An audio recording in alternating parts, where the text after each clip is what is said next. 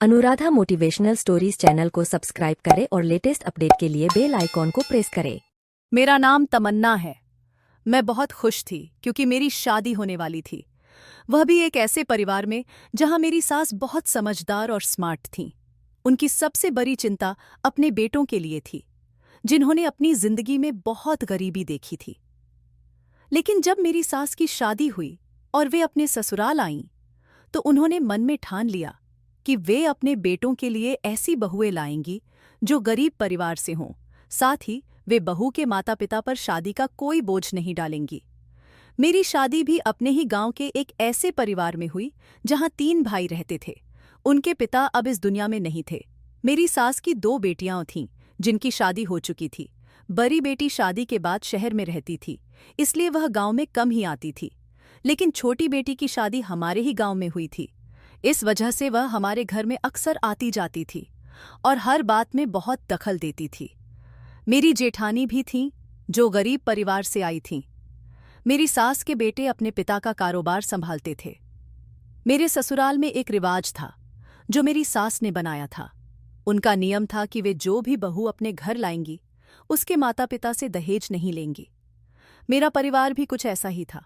मैं बहुत गरीब घर से थी। हम 7 बहनें थीं और हमारा कोई भाई नहीं था। मेरे पिता ने पहले ही बड़ी मुश्किल से मेरी 4 बहनों की शादी की थी। दहेज देने की वजह से वे पूरी तरह बर्बाद हो चुके थे। अब वे मेरे लिए भी रिश्ता ढूंढ रहे थे और किसी तरह मेरे दहेज का इंतजाम करने की कोशिश कर रहे थे। लेकिन जब मेरा रिश्ता इस परिवार में तय हुआ, तो मेरी सास ने कहा, हम दहेज नहीं लेते, हमें बस आपकी बेटी चाहिए। यह सुनकर मेरा पूरा परिवार खुशी से झूम उठा। मेरे पिता ने बिना देर किए इस परिवार में मेरी शादी कर दी। मैं खूबसूरत थी, इसलिए मेरी सास ने मुझे जल्दी ही अपने बेटे के लिए पसंद कर लिया। मेरा भाग्य भी उनके बेटे से जुड़ गया था। मेरे दहेज का इंतजाम भी तैयार हो गया था। मेरी सास कहती थी, हमारे यहाँ बेटों की शादी होती है, लेकिन दहेज का इंतजाम बेटा खुद करता है। लड़की के मायके से हम लड़की के सिवा कुछ नहीं लेते। इसीलिए मेरे दहेज का इंतजाम मेरी सास ने नहीं, बल्कि मेरे पति ने किया था। मेरी सास का स्वभाव बहुत सख्त था। उन्होंने ही अपने घर में यह नियम बनाया था।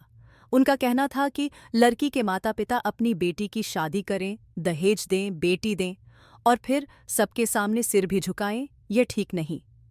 एक समय था जब मेरी सास के पिता ने भी बड़ी मुश्किल से उनकी शादी अच्छे घर में की थी। तब उनके घर में खाने तक को पैसे नहीं थे।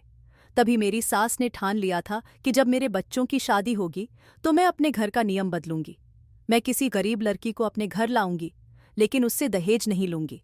वैसे यह कोई आम रिवाज नहीं है उहे लेकिन उन्होंने अपने बेटों से पहले ही कह दिया था, अपने लिए दहेज तुम्हें खुद तैयार करना होगा। जिस बेटे के पास दहेज का इंतजाम हो जाए, वह मेरे पास आए तो मैं उसकी शादी करवा दूंगी। मेरे पति ने भी 7 साल तक पैसे जोड़े। घर में रोजमर्रा की चीजें, फर्नीचर, बिजली का सामान, ये सब तब तक इकट्ठा किया जब तक उनके पास पूरा सामान नहीं हो गया। तब जाकर उन्होंने अपनी माँ से अपने रिश्ते की बात की। यहाँ तक कि उन्होंने अपने लिए अलग कमरा भी बनवाया था, क्योंकि मेरे ससुराल में पहले सिर्फ एक ही कमरा था। उसी कमरे में मेरी सास ने अपने बच्चों को बड़ा किया था। जब मेरे जेठ की शादी हुई तो उन्होंने भी अपने लिए अलग कमरा बनवाया था। अब मेरे पति की शादी हुई तो उन्होंने भी अपने लिए नया कमरा तैयार किया। उस कमरे में उन्होंने हर जरूरी चीज रखी थी, यहाँ तक कि हर वह सामान रखा जो एक औरत या परिवार के लिए चाहिए होता है। इसके बाद उन्होंने अपनी माँ से कहा, माँ, अब मैं शादी के लायक हो गया हूँ, आप मेरी शादी करवा दीजिए। मैंने अपनी शादी के लिए सारा इंतजाम कर लिया है। यहाँ तक कि शादी के खर्चे का बंदोबस्त भी मेरे पति ने खुद किया था। मेरे माता पिता की खुशी का ठिकाना नहीं था। उन्हें यकीन नहीं था कि उनकी बेटी का भाग्य इतना अच्छा होगा कि वह खाली हाथ विदा हो जाएगी और ससुराल भी इतना अच्छा मिलेगा, पति भी इतना अच्छा होगा। मेरे कुछ रिश्तेदारों को जब यह बात पता चली कि मेरी सास बिना दहेज के बहुओं को घर ला चुकी हैं, तो उन्होंने कहा, इसका कोई देवर नहीं है क्या? मेरे माता पिता ने उन्हें बताया, हाँ, एक देवर है, लेकिन वह अभी कुछ कमाता नहीं है। वह शहर से पराकर आया है। जब वह कमाने लायक हो जाएगा, तभी उसकी शादी होगी। मेरा एक ही देवर था। मेरे पास एक जेठ और एक जेठानी थी। मेरी जेठानी की 2 बेटियां थीं। मेरे जेठ का नाम राहुल था, मेरे पति का नाम राहुल था और मेरे देवर का नाम गौरव था। हमारे गांव में कहीं भी स्कूल नहीं था, इसीलिए यहां जो लोग पढ़ना चाहते थे वे शहर जाकर पढ़ाई करते थे। मेरा देवर भी पढ़ा लिखा था। उसने शहर से बीए पूरा किया था। अभी उसका कोई काम नहीं था, क्योंकि मेरी शादी से 1 महीने पहले ही उसकी पढ़ाई पूरी हुई थी। उसकी उम्र मेरे पति से सिर्फ 1 साल कम थी। वह भी शादी करना चाहता था, लेकिन मेरी सास अभी उसकी शादी नहीं करवाना चाहती थी। जब मेरी शादी को 2-3 महीने बीत गए तो मैंने अपनी सास से कहा, अगर गौरव शादी करना चाहता है तो आप उसकी शादी क्यों नहीं करवा देती। इस पर मेरी सास और जेठानी हंसने लगी। उन्होंने कहा, बेटी, अभी वह पढ़ाई करके आया है, पहले उसे कोई अच्छी नौकरी मिल जाए, फिर मैं उसकी शादी करवा दूंगी। जब हम यह बात कर रहे थे तो मेरा देवर वहीं मौजूद था। उसने अपनी माँ से कहा, माँ, मैं कल ही शहर जा रहा हूं और कोई नौकरी ढूंढूंगा। मेरी सास ने कहा, बेटा, अभी तुम्हारी पढ़ाई पूरी हुई है, तुम शहर में रहकर पढ़ाई करके आए हो, अब नौकरी भी शहर में ही करना चाहते हो? इसकी जरूरत नहीं है, यहीं कोई काम ढूंढो।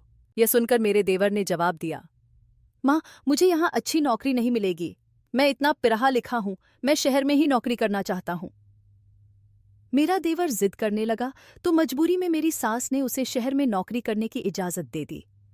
इस बार जब वह 1 महीने बाद शहर से लौटा तो अच्छे खासे पैसे कमा कर लाया। मेरी सास ने उससे पूछा, तुम इतने पैसे कमाने लगे हो, शहर में ऐसा कौन सा काम कर रहे हो? उसने बताया, माँ, मैं शहर में मेहंदी लगाता हूँ, वहां बाजार में मेरी एक दुकान है जहां मुझे अच्छे पैसे मिल जाते हैं। यह सुनकर मैं हैरान रह गई। मुझे अपने देवर की बात सुनकर याद आया कि जब मेरी शादी हुई थी तो उसे मेरी मेहंदी पसंद नहीं आई थी। वह मेरी मेहंदी में कमियां निकाल रहा था। मेरे देवर की शक्ल सूरत बहुत अच्छी थी। वह देखने में भी बहुत सुंदर था। उसकी आंखें बड़ी बड़ी थीं, नाक एकदम सीधी थी और रंग बिल्कुल गोरा था। वह अपने दोनों भाइयों से बहुत अलग था। मेरी सास ने बताया था कि वह अपने पिता की तरह दिखता है, जबकि मेरे पति और जेठ अपनी माँ की तरह थे। सचमुच मेरा देवर बहुत सुंदर था। जब से मैं शादी करके इस घर में आई थी, मुझे किसी चीज की कोई तकलीफ नहीं हुई थी। मैं बहुत खुश थी। मेरी जेठानी का हाल भी कुछ ऐसा ही था। वह न तो अपने पति की बुराई करती थी, न ही सास की। सब लोग अपनी अपनी जिंदगी में खुश थे। दिन इसी तरह गुजरते जा रहे थे। कुछ दिनों बाद मुझे पता चला कि मैं मां बनने वाली हूं। यह खबर जब घरवालों को पता चली तो सब बहुत खुश हुए। इसी तरह दिन बीतते गए और मैंने एक बेटी को जन्म दिया। बेटी का चेहरा देखकर मेरी सास ज्यादा खुश नहीं हुई, लेकिन नाराज भी नहीं थी। शायद उन्हें मुझसे बेटे की उम्मीद थी। फिर दूसरी बार भी जब मुझे मां बनने की खुशी हुई तो मैंने फिर से एक बेटी को जन्म दिया। इस तरह घर में 4 बेटियां हो गईं, 2 मेरी जेठानी की और 2 मेरी। इस बार भी मेरी सास ज्यादा खुश नहीं हुई। हाँ, मेरे पति खुश थे। फिर इसी तरह समय बीतता गया और मेरी तीसरी बेटी भी हो गई। अब मेरे पति और सास के चेहरों पर सख्ती साफ दिखने लगी थी। उन्हें अपनी बेटियों से नफरत नहीं थी। वे मेरी बेटियों से बहुत प्यार करते थे, उनका ख्याल भी रखते थे। बहुत ज्यादा नहीं, लेकिन प्यार तो करते ही थे। मेरी जेठानी की बेटियों को भी ऐसा ही प्यार मिलता था, पर दिल ही दिल में मेरी सास की एक ख्वाहिश थी कि उनकी कोई बहू उन्हें पोते का मुंह दिखा दे। उनकी जुबान पर हम दोनों बहुओं के लिए बस एक ही बात रहती थी, काश बेटा पैदा हो जाता तो अच्छा होता। इस पर मेरे जेठ कहते थे, यह सब इन दोनों के हाथ में तो नहीं है। मेरी जेठानी की बेटियों के जन्म के समय भी मेरी सास ने कुछ ऐसी ही बात कही थी। अभी तक इस घर में बेटे का कोई नामो निशान नहीं था, यहां तक कि मैं चौथी बार फिर से गर्भवती हुई। मुझे लग रहा था कि इस बार भी बेटी ही होगी। हर औरत को अपनी हालत से पता चल जाता है कि क्या होने वाला है। मेरी हर बार तबीयत वैसे ही खराब हुई थी और इस बार भी वही हाल था।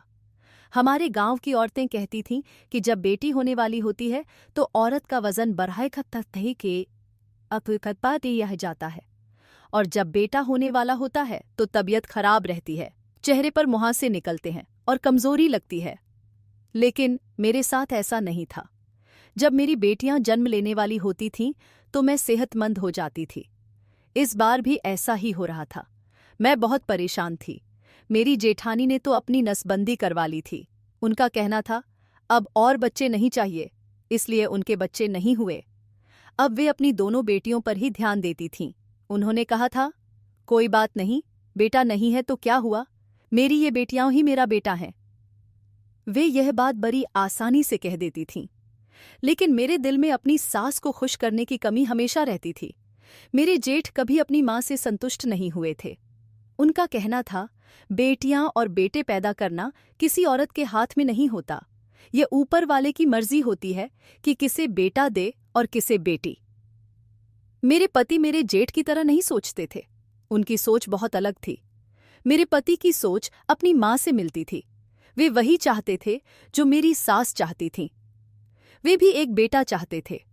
मेरे पति को हर चीज का पता था। वे कुछ कर तो नहीं सकते थे, लेकिन उनकी सख्ती और बातों से मुझे लगता था कि वे वही कहना चाहते हैं जो उनकी मां चाहती थीं। इसी बीच समय गुजरता गया। मेरा देवर हर महीने 2 दिन के लिए घर आता था। अब हमें पता चल चुका था कि वह शहर में मेहंदी आर्टिस्ट है। वह जितने पैसे कमाता था उसमें से आधे पैसे अपनी मां को दे देता था। वह घर में सबसे छोटा था और अपनी मां का सबसे लाडला था।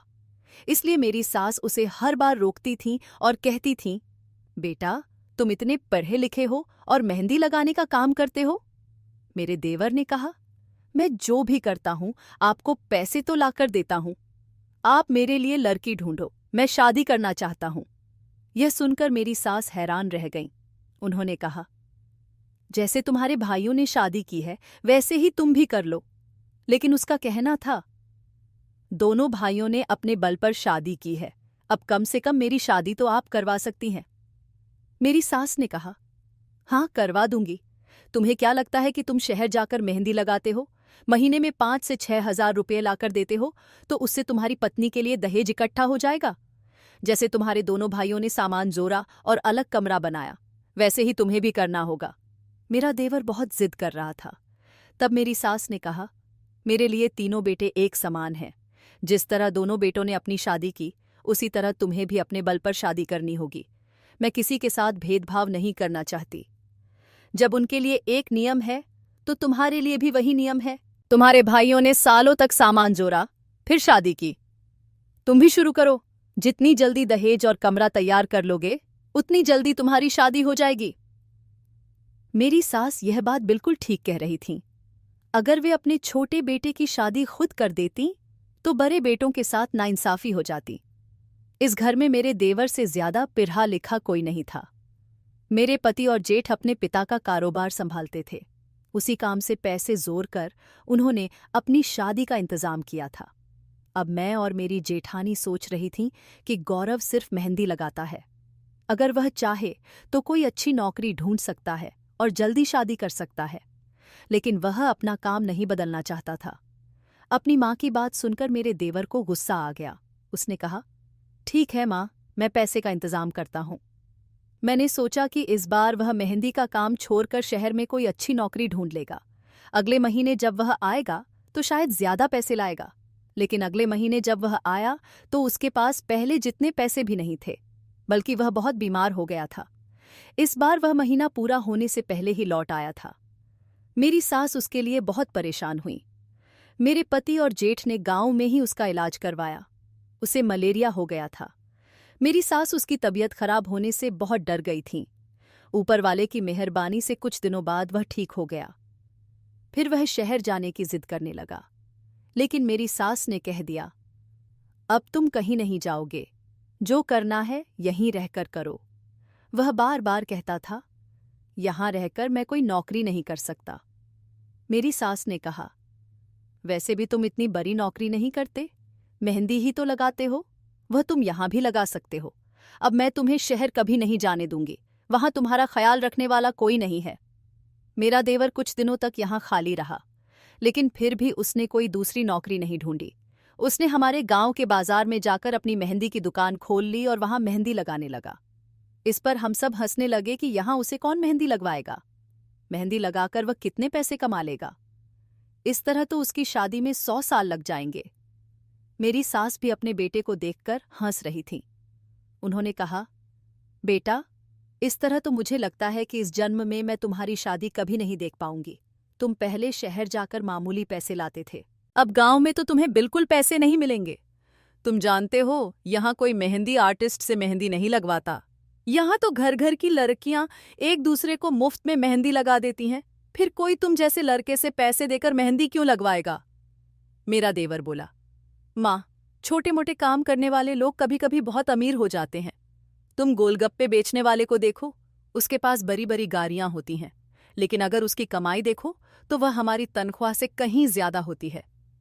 हम कहते हैं कि जो इंसान महीने में 20,000 रुपये कमाता है वह बहुत पैसे कमा रहा है और किसी अच्छी नौकरी में है, लेकिन उसकी दिन की कमाई कभी कभी मजदूर से भी कम होती है, जबकि मजदूर तो लोगों के घरों में काम करके पैसे कमाता है। मेरी सास ने गौरव से कहा, अच्छा ठीक है, तुम जो करना चाहते हो करो। तुम्हारी शादी तभी होगी जब तुम अपने लिए सब कुछ खुद तैयार कर लोगे। मेरे देवर ने अपना काम जारी रखा। वह गांव के बाजार में जाकर अपनी छोटी सी दुकान बनाता था। एक कुर्सी और टेबल रखकर वहां मेहंदी लगाने का काम शुरू कर देता था। शुरू शुरू में उसके पास बहुत कम पैसे आते थे, लेकिन धीरे धीरे वह बहुत मशहूर हो गया। वह हर लड़की को मेहंदी लगाने लगा। वैसे देखा जाए तो उसका काम इतना बुरा भी नहीं था। वह बहुत सुंदर मेहंदी लगाता था और बहुत तेजी से काम करता था। यही उसका शौक था। लेकिन मुझे यह शौक थोड़ा अजीब लगता था, क्योंकि मेहंदी ज्यादातर लड़कियां ही लगाती हैं। एक दिन ऐसा हुआ कि उसने गांव की एक शादीशुदा औरत को मेहंदी लगाई जो बांझ थी। उसके यहाँ 7 साल से बच्चा नहीं हुआ था। मेहंदी लगवाने के बाद उसे खबर मिली कि वह मां बनने वाली है। उस औरत ने कहा, मैंने इस लड़के से मेहंदी लगवाई, तभी मुझे मां बनने की खबर मिली। इस तरह बात फैल गई कि गौरव जिस बांझ औरत को मेहंदी लगाता है उसे संतान की खुशी मिलती है, और वह भी बेटे के रूप में। मुझे लगा कि यह सब बेकार की बातें हैं, ऐसा कुछ नहीं होता। लेकिन हर दूसरे तीसरे घर से यही बात सुनाई देने लगी कि जिस महीने मेरे देवर से कोई मेहंदी लगवाता है उसी महीने उसे मां बनने की खुशी मिल जाती है। मेरे यहाँ भी बच्चा होने वाला था, क्योंकि मैं चौथी बार गर्भवती थी। जब आखिरी समय आया तो मैंने फिर से एक बेटी को जन्म दिया। यह मेरी चौथी बेटी थी, जो अब 2 महीने की हो चुकी थी। मैं बहुत परेशान थी। मेरा देवर 20 साल की उम्र में ही गांव में बहुत मशहूर हो गया था। उसके पास पैसों की कोई कमी नहीं थी। जिस औरत के यहाँ बेटा पैदा होता वह खुशी में मेरे देवर को कोई ना कोई महंगा तोहफा दे देती थी। अब तो मेरे देवर ने मेहंदी लगाने का दाम भी बहुत बढ़ा दिया था। दूर दूर से लोग उससे मेहंदी लगवाने आते थे। एक दिन मेरी सास ने उससे कहा, तुम मेहंदी लगाते हो या कोई जादू टोना करते हो जो वो ये सब हो रहा है? गौरव ने जवाब दिया, मैं जादू टोना तो नहीं करता, लेकिन यह सब हो रहा है, इसमें कोई शक नहीं। गांव के लोग मेरे रिश्तेदार नहीं हैं जो मेरे लिए झूठ बोलें। आप किसी से भी मेरे बारे में पूछ सकती हैं। उसकी बात पर मेरी सास खामोश हो गईं। 23 औरतें मेरी सास के पास आई थीं और गौरव की तारीफ कर रही थीं। अब गौरव के पास पैसे ही पैसे थे। उसने घर में नया कमरा बनवाना शुरू कर दिया। वह अपने दोनों भाइयों से बड़ा कमरा बनवा रहा था। इसके बाद उसने बहुत महंगा फर्नीचर बनवाया और बाकी सामान भी लाया। मैं और मेरी जेठानी जल भुनकर राख हो रहे थे। वह अपनी पत्नी के लिए इतना कुछ कर रहा था। मेरे पति ने तो हमारे लिए इतना नहीं किया था। गौरव सबसे आगे निकल गया था। वह धराधर अपनी शादी की तैयारियां कर रहा था। उसने इतना सामान जमा कर लिया था जितना हमारे पतियों ने हमारे लिए भी नहीं किया था। एक दिन मैंने मजाक में अपने देवर से कहा, अब तो तुम्हारी शादी हो जाएगी। वह बोला, नहीं भाभी, अभी मैं शादी नहीं करूंगा, अभी इसमें कुछ समय लगेगा। मैंने तो अभी आधा सामान ही जमा किया है, मुझे अभी और सामान इकट्ठा करना है, उसके बाद ही शादी करूंगा। आपको पता है, मुझे अभी बिजली का सामान भी खरीदना है। मैं अपने बाथरूम में गीजर लगवाऊंगा ताकि सर्दियों में मेरी पत्नी को गर्म पानी मिले। गर्मियों के लिए कमरे में एसी लगवाऊंगा ताकि उसे गर्मी न लगे। यह सुनकर मैं और मेरी जेठानी हैरान रह गए।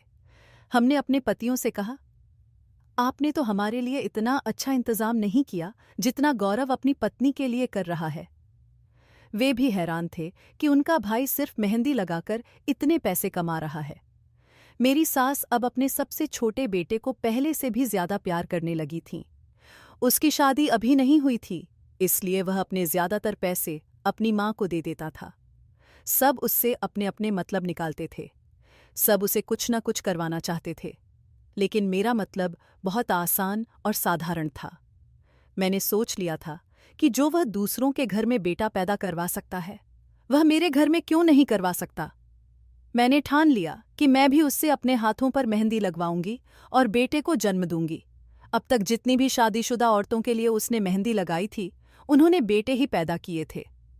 मैं बांझ तो नहीं थी, लेकिन मेरे पास 4 बेटियां थीं। इसी वजह से मुझे बहुत शर्मिंदगी महसूस होती थी। सबसे ज्यादा शर्मिंदगी तब होती थी जब मेरे पति भी अपनी मां की बातें दोहराते थे।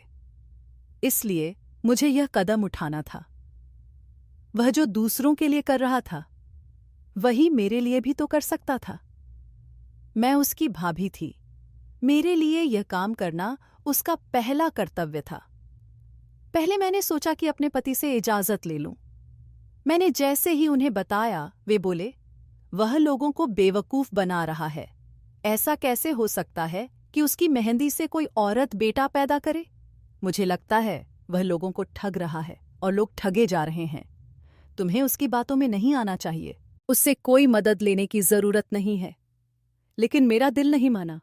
मुझे लगा कि मेरे पति को अपने भाई की कामयाबी से जलन हो रही है, इसलिए वे ऐसा बोल रहे हैं। मैं अपने देवर से अपना काम करवाकर ही रहूंगी। मुझे उससे बात करनी होगी।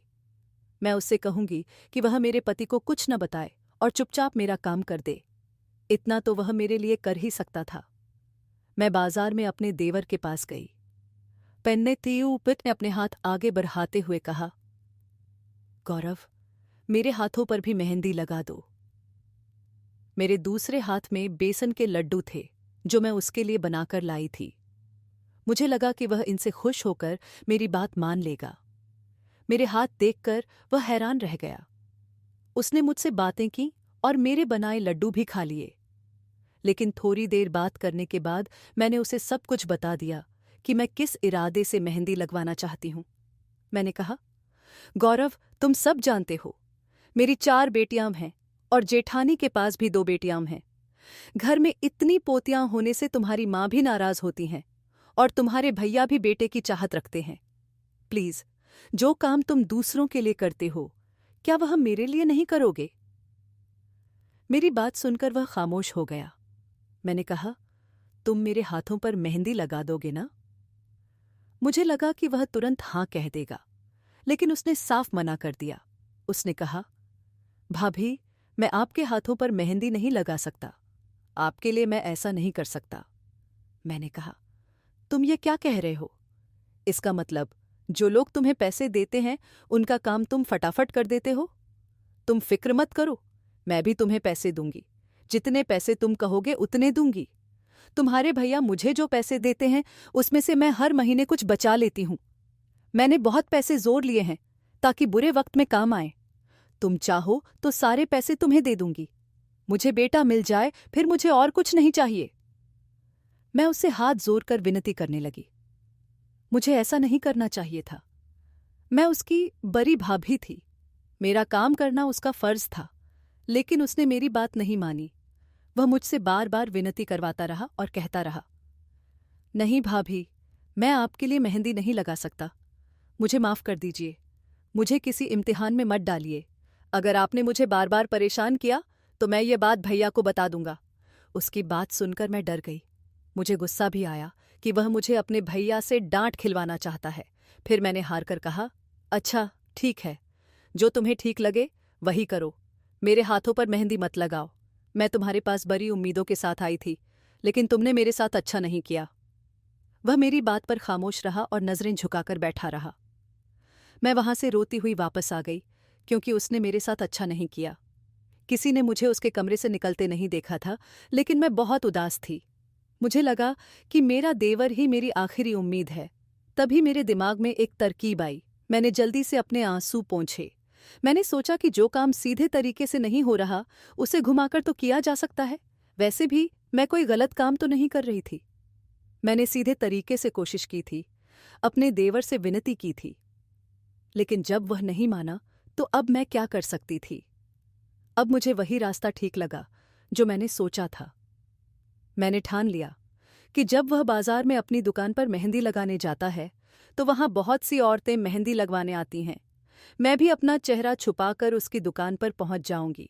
इससे उसे पता ही नहीं चलेगा कि मेहंदी लगवाने उसकी भाभी आई है। मुझे बहुत डर लग रहा था कि अगर मेरे पति को पता चल गया तो वे मुझे बहुत डांटेंगे। वे वैसे भी ज्यादातर अपनी माँ की बात सुनते थे। इन दोनों भाइयों ने कभी पढ़ाई नहीं की थी, इसलिए उनकी समझ बहुत कम थी। यह उनके पिता का कारोबार था जिसे दोनों भाई मिलकर चला रहे थे, वरना इनके पास कुछ भी नहीं होता। अगले दिन मैंने अपनी अलमारी से एक दुपट्टा निकाला, ऐसा दुपट्टा जो बिल्कुल नया था और जिसे मैंने कभी नहीं पहना था। मैंने अपने कपड़े भी बदल लिए, ऐसे कपड़े पहने जो मैंने पहली बार इस्तेमाल किए थे, ताकि कोई मुझे कपड़ों से न पहचान सके। मैंने दुपट्टे से अपना चेहरा अच्छे से ढक लिया और घर से नजर बचाकर अपने देवर की दुकान पर मेहंदी लगवाने चली गई। वहां और भी औरतें मेहंदी लगवाने के लिए बैठी थीं। वह एक एक करके सबकी मेहंदी बड़ी तेजी से लगा रहा था। जैसे ही मेरा नंबर आया, मैं उसके सामने बैठ गई और अपने हाथ आगे कर दिए। उसकी नज़र नीचे की ओर थी। वह मेहंदी लगाने में बहुत व्यस्त था। जल्दी जल्दी सबकी मेहंदी लगाकर पैसे ले रहा था और अपनी जेब में डाल रहा था। उसने मेरे हाथों पर भी बहुत सुंदर मेहंदी लगाई। वह मुझे नहीं पहचान सका कि मैं उसकी भाभी हूं। फिर मैं चुपचाप घर वापस आ गई। मैं नहीं चाहती थी कि किसी को पता चले कि मैंने अपने देवर से मेहंदी लगवाई है। इसलिए मैंने कई दिनों तक अपने हाथ घर वालों से छुपाए रखे। कोई काम करती तो फौरन अपने हाथ दुपट्टे में छुपा लेती थी। ज्यादातर अपने कमरे में ही रहती थी। मैं इसमें कामयाब रही। यह सब करते हुए मुझे बहुत डर लगता था, क्योंकि अपने ही घर वालों से हाथ छुपाना आसान नहीं था। लेकिन ऊपर वाले की मेहरबानी से सब ठीक हो गया। मेरे हाथों पर मेहंदी बहुत अच्छे से रच गई थी। दिन गुजरते गए। कुछ दिनों बाद मेहंदी का रंग भी उतर गया। लेकिन जैसे ही मेहंदी का रंग उतरा, मुझे फिर से मां बनने की खुशी मिली। इस खबर ने मेरे होश उड़ा दिए। मैं खुशी से सबको बताना चाहती थी कि यह सब उसी वजह से हुआ है, लेकिन फिर सोचा कि लोग पूछेंगे, तुमने यह सब कैसे करवाया? इसलिए मैंने किसी को कुछ नहीं बताया। मैं मन ही मन बहुत खुश थी। इस बार गर्भावस्था में मेरी तबीयत बहुत खराब थी। इससे मैंने अंदाजा लगा लिया कि इस बार मुझे बेटा ही होगा। बेटियों के समय मेरी तबीयत इतनी खराब नहीं होती थी। मैंने सुना था कि तबीयत खराब हो तो बेटा पैदा होता है।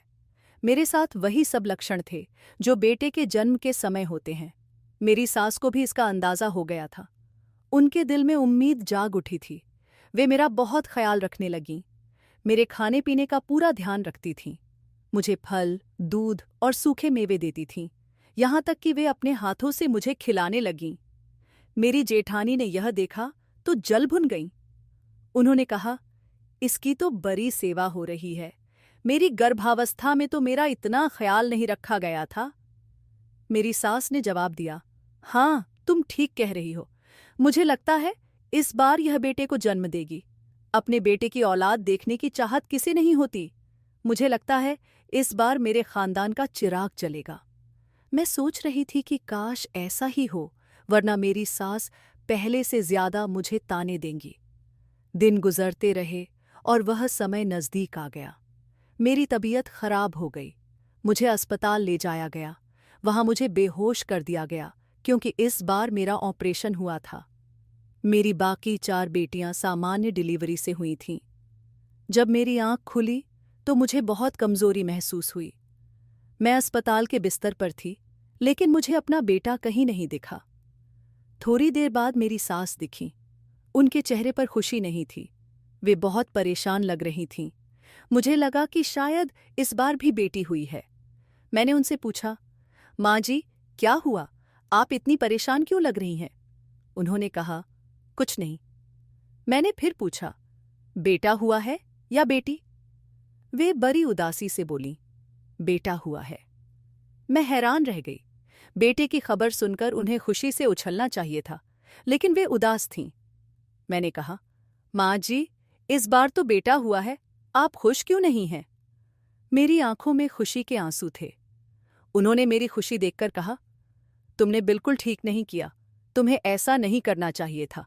तुम हमारे परिवार की बहू हो, लेकिन तुमने अपने ही परिवार में ऐसा कर दिया। यह कहकर वे चुप हो गईं। मुझे उनकी बात समझ नहीं आई। मैंने कहा, आप यह क्या कह रही हैं? मुझे कुछ समझ नहीं आ रहा। मुझे लगा कि कहीं उन्हें मेहंदी वाली बात पता तो नहीं चल गई, लेकिन अगर मैंने ऐसा किया भी था तो इसमें बुराई क्या थी? मैंने कोई चोरी या डाकैती तो नहीं की थी। इससे तो उन्हें पोता भी मिल गया था। लेकिन मुझे लग रहा था कि बात कुछ और है। 3 दिन बाद मुझे अस्पताल से छुट्टी मिल गई। इन 3 दिनों में मेरा पति एक बार भी मेरे सामने नहीं आया। मुझे मेरा बेटा भी नहीं दिखाया गया, क्योंकि मैं खुद को संभालने की हालत में नहीं थी। मैं बहुत कमजोर हो गई थी। जब मैं घर आई तो देखा कि मेरे पति घर पर थे और उनके पास मेरा बेटा था। मैंने उनकी ओर देखकर कहा, आपको बहुत खुशी हुई होगी। अपने बेटे को देखिए, हमारा परिवार अब पूरा हो गया। ऊपर वाले ने हमें बेटा दे दिया। लेकिन मेरे पति ने कुछ ऐसा कहा जिसे सुनकर मुझे अपने कानों पर यकीन नहीं हुआ। उन्होंने कहा, तुमने मेरे साथ अच्छा नहीं किया, मैं तुम्हें तलाक दे दूंगा। मुझे तुमसे ऐसी उम्मीद नहीं थी कि तुम मेरे साथ ऐसा करोगी। तभी तो तुम उसकी इतनी तारीफ करती थीं और उसके आगे पीछे घूमती थीं। उस दिन मैंने तुम्हें उसके कमरे में बेसन के लड्डू ले जाते हुए भी देखा था। फिर भी मैंने कुछ नहीं कहा। तुमने मुझे बहुत बड़ा धोखा दिया। 4 बेटियों की मां होकर भी तुम्हें ऐसा करते हुए शर्म नहीं आई। मैंने तुमसे प्यार में कोई कमी नहीं छोड़ी थी। मैं तुम्हें कभी माफ नहीं करूंगा। यह अपना बेटा अपने पास रखो। ये मेरा बेटा नहीं है। मेरे घर से चली जाओ। मैं तुम्हारी शक्ल भी नहीं देखना चाहता। उनके मुंह से ऐसी बातें सुनकर मैं सन्न रह गई। मेरे पति मुझे तलाक देना चाहते थे। वे मुझे घर से निकाल रहे थे।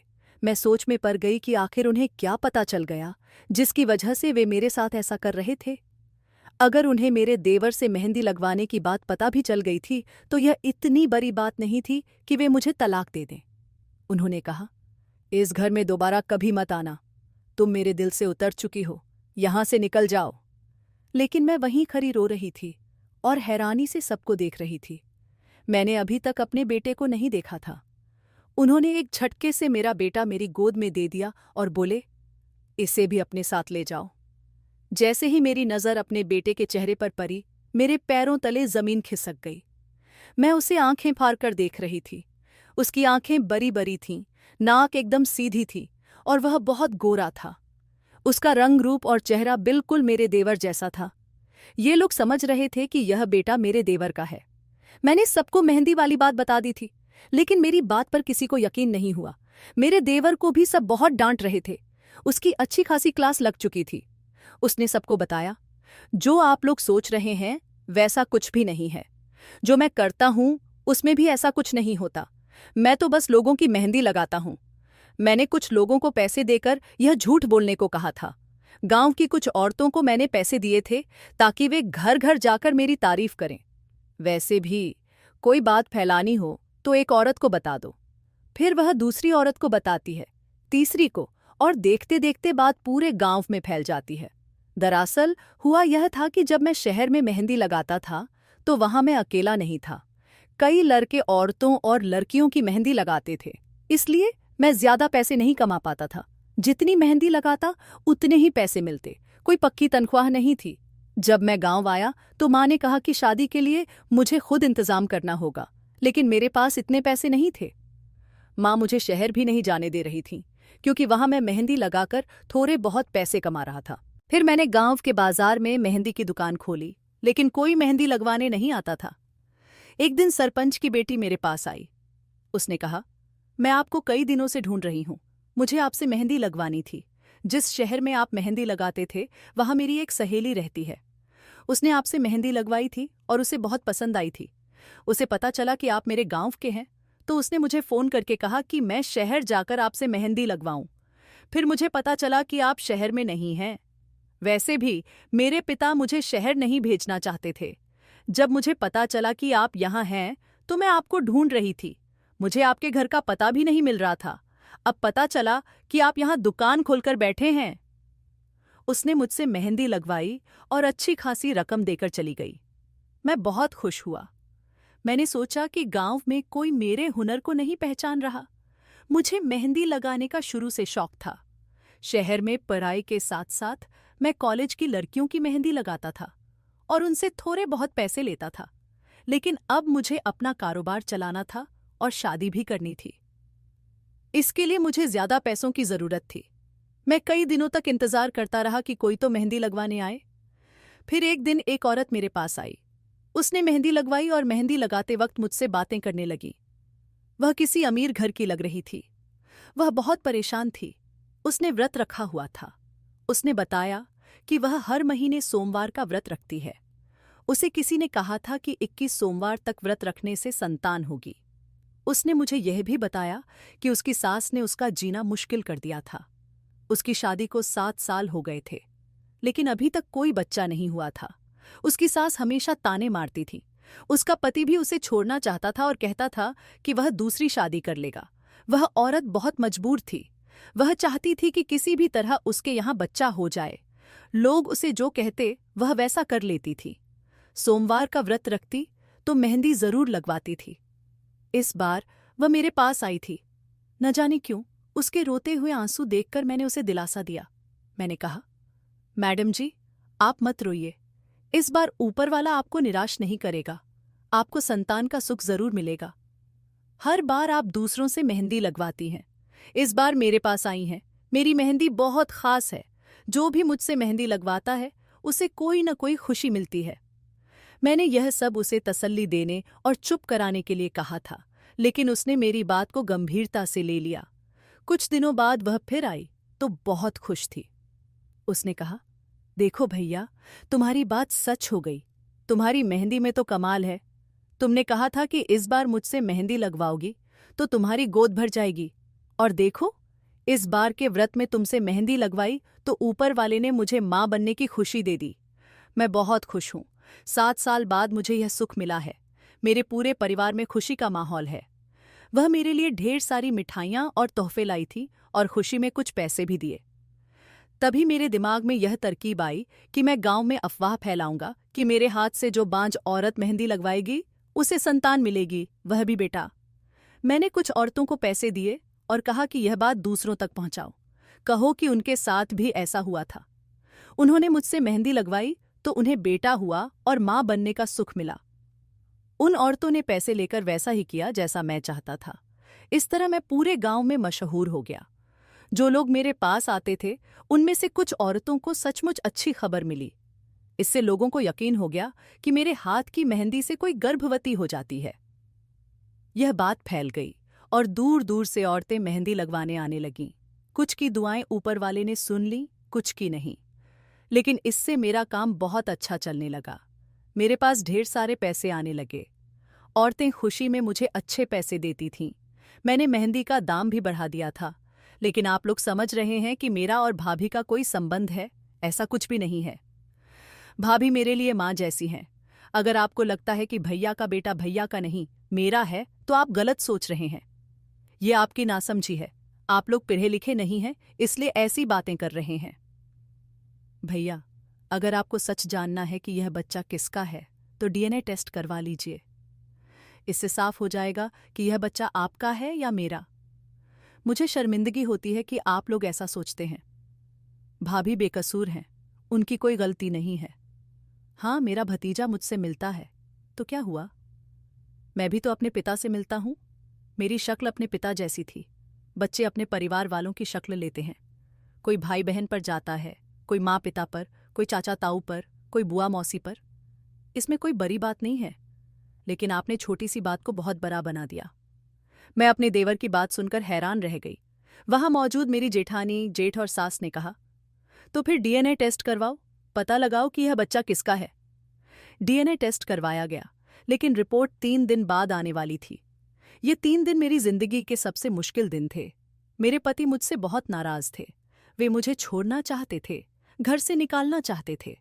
मैं बार बार प्रार्थना कर रही थी कि ऊपर वाला मेरे हक में फैसला करे। एक तरफ बेटे की मां बनने की खुशी थी, दूसरी तरफ पति से अलग होने का डर था। मैं भगवान से दुआ मांग रही थी कि सब ठीक हो जाए। मेरा देवर मुझे तसल्ली दे रहा था, भाभी, सब ठीक हो जाएगा। जब रिपोर्ट आई तो साफ हो गया कि यह बच्चा मेरे पति का ही है। जब डॉक्टर को पता चला कि हमने डीएनए टेस्ट करवाया है तो उन्होंने मेरे ससुराल वालों को बहुत डांटा। उन्होंने कहा, आप जैसे अनपढ़ लोग ऐसी गलत बातों में फंस जाते हैं, इसलिए कहते हैं कि पढ़ना लिखना बहुत जरूरी है। ये साफ है कि जब माँ और पिता से बच्चा बनता है तो वह या तो पिता के परिवार की शक्ल लेता है या माँ के परिवार की। कुछ बच्चे तो परिवार के हर सदस्य का मिश्रण होते हैं। उनका एक एक हिस्सा किसी न किसी पर जाता है। डॉक्टर की बात सुनकर मेरी सास और पति बहुत शर्मिंदा हुए। मुझे अपने पति से ऐसी उम्मीद नहीं थी। मैंने उनसे कह दिया, अगर आप मुझे छोड़ना चाहते हैं तो ठीक है, मैं यहां से चली जाऊंगी। लेकिन मेरे पति ने मुझसे माफी मांगी। वे बोले, मुझे माफ कर दो, मैं गलतफहमी में आ गया था। मेरी सास भी बहुत शर्मिंदा थी। अपने घर को बचाने के लिए मैंने उन्हें माफ कर दिया। गलती तो किसी से भी हो सकती है। मैं अपने देवर की भी शुक्रगुजार थी, जिसने सबके दिमाग में यह बात डाली, जिससे सच सामने आ गया। मेरा देवर आज भी मेहंदी लगाता है और ऊपर वाले की मेहरबानी से उसका काम बहुत अच्छा चल रहा है। कहते हैं कि इंसान के लिए पढ़ाई बहुत जरूरी है। जो लोग पढ़ते लिखते नहीं, वे नासमझी में ऐसे काम कर देते हैं जिनका उन्हें पता भी नहीं होता। वे जो देखते हैं उसी पर यकीन कर लेते हैं। दोस्तों, मुझे उम्मीद है कि आपको हमारी कहानी पसंद आई होगी। अगर कहानी अच्छी लगी हो तो वीडियो को लाइक करें, चैनल पसंद हो तो सब्सक्राइब करें और हाँ, नोटिफिकेशन का बटन जरूर दबाएं ताकि अगली अपडेट सबसे पहले आपको मिले।